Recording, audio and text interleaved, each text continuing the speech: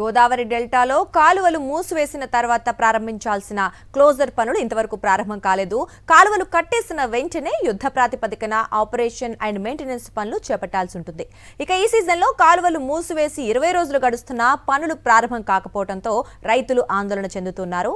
కాలువల్లో పూడిక తీసి గుర్రపు డెక్క తొలగించే పనులు ఆలస్యం కావడంతో ఈసారి అసలు జరుగుతాయా లేదా అన్న సందిగ్ధత కొనసాగుతోంది. ఉమ్మడి ఉభయ గోదావరి జిల్లాల పరిధిలో గోదావరి డెల్టా కాలువలకు చేయాల్సిన మరమ్మతులు ఈ సీజన్లో ప్రశ్నార్థకరంగా మారాయి. రబీ పంటకు నీటి విడుదల నిలిపివేసిన తర్వాత ఏటా యుద్ధ ప్రాతిపదికన క్లోజర్ పనులు చేస్తారు. తూర్పు, పశ్చిమ, మధ్య డెల్టాలకు సంబంధించి ఈసారి 400కు పైగా పనులు చేయాలని అధికారులు గుర్తించారు. ఏటా కాలువల్లో పూడికతీత, గుర్రపు డెక్క తొలగింపుతో పాటు కాలువలకు అవసరమైన స్ట్రక్చర్ల నిర్మాణం కూడా చేపట్టాల్సి ఉంటుంది. మరమ్మతుల ఖర్చుకు సంబంధించిన ప్రతిపాదనలు ప్రభుత్వానికి ముందే పంపుతారు. ఈ ఏడాది కూడా ఒక్కో నియోజకవర్గం పరిధిలో దాదాపు 3 కోట్ల రూపాయల వరకు పనులు నిర్వహించడానికి కేటాయింపులు జరిగినట్టు తెలుస్తుంది. 3 ప్రధాన డెల్టాల పరిధిలో ప్రధాన కాలువతో పాటు ఆయా సబ్ డివిజన్ల పరిధిలో ప్రధాన ఉప కాలువలు, డ్రైన్లలో స్లూయిస్ల నిర్వహణ, షట్టర్ల మరమ్మతులు వంటి పనులు చేపట్టాల్సి ఉంటుంది.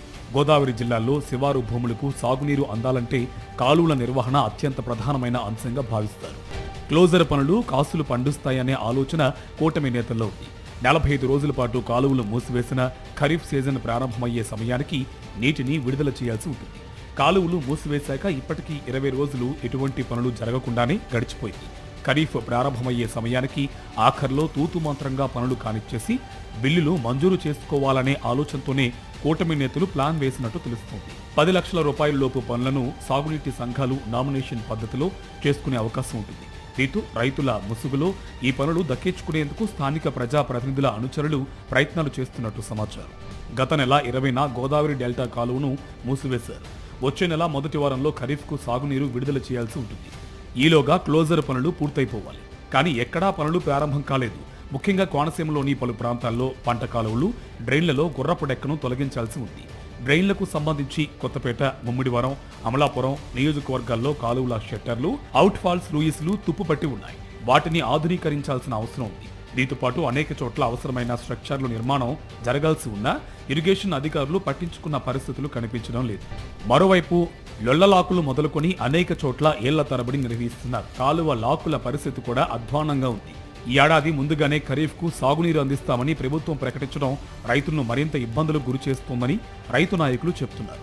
ఇప్పటి వరకు కోనసీమ జిల్లాలో ధాన్యం కళ్ళాల్లోనే ఉందని, ఈ తరుణంలో ఖరీఫ్కు వెంటనే నీరు విడుదల చేస్తే రైతులకు ఎటువంటి ఉపయోగం ఉండదని చెబుతున్నారు.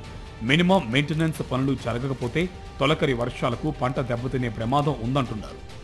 ఏ డెల్టాలో ఎప్పుడు పనులు చేయాలి, ఎప్పుడు ఏం చేయాలి అనే ఆలోచన చేయాలి తప్ప నేను ఇప్పుడు నీరు ఇచ్చేస్తాను, అప్పుడు నీరు ఇచ్చేస్తానంటే ఎందుకు కాకుండా వృధా అయిపోయే పరిస్థితి. ఇప్పటికే చాలా వృధా నీరు. ఎందుకంటే ఈ రిపేర్ల వల్ల మొత్తం వాటర్ అంతా కూడా లీకులు అయిపోయి బయటకు వెళ్ళిపోతున్న పరిస్థితి కనపడతా ఉంది. అంచేత ఇప్పుడు ఈ వర్క్స్ మినిమం మెయింటెనెన్స్ కూడా లేకపోతే మాత్రం ఖచ్చితంగా రేపు తొలకర కానీ ఇవి కానీ పండటం అనేది చాలా కష్టమైన పని. డ్రైన్ల విషయంలోకి వస్తులోకి తొలకరలో డ్రైన్లు పొంగిపోయి చాలా దారుణమైన పరిస్థితులు ఉంటాయి కనుక పంట దెబ్బతినే అవకాశం ఉంది. అంచేత ఒకసారి అధికారులు ఈ దృష్టిని ప్రభుత్వానికి తీసుకెళ్ళండి, లేదా ప్రభుత్వ అధికారులు కూడా ఆలోచన చేయాలి. ఇరిగేషన్ మంత్రి గారు ఎందుకు చేస్తున్నారు ఏంటి ఇప్పుడు తెలియదు ఆయనకి. అంచేత ఇవన్నీ కూడా ఆలోచించి ఇక్కడ పనులు చేయకపోతే పంట నష్టం జరుగుతుంది అనేది ఖచ్చితంగా చెప్పగలను. మరోవైపు పశ్చిమ డెల్టాలో సాగునీటి విడుదల చేసే విజేశ్వరం స్లూయిస్తో పాటు సెట్టిపేట స్లూయిస్ కూడా శిథిలావస్థలో ఉన్నాయి.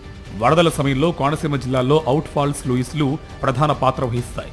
కాలువల్లో పెరిగిపోయిన తూడు, గుర్రపు డెక్క ఆక్రమణలు తొలగించకపోవడం వల్ల ఇప్పటికే వరదల సమయంలో గ్రామాల్లోకి వరద నీరు ప్రవేశిస్తుంది.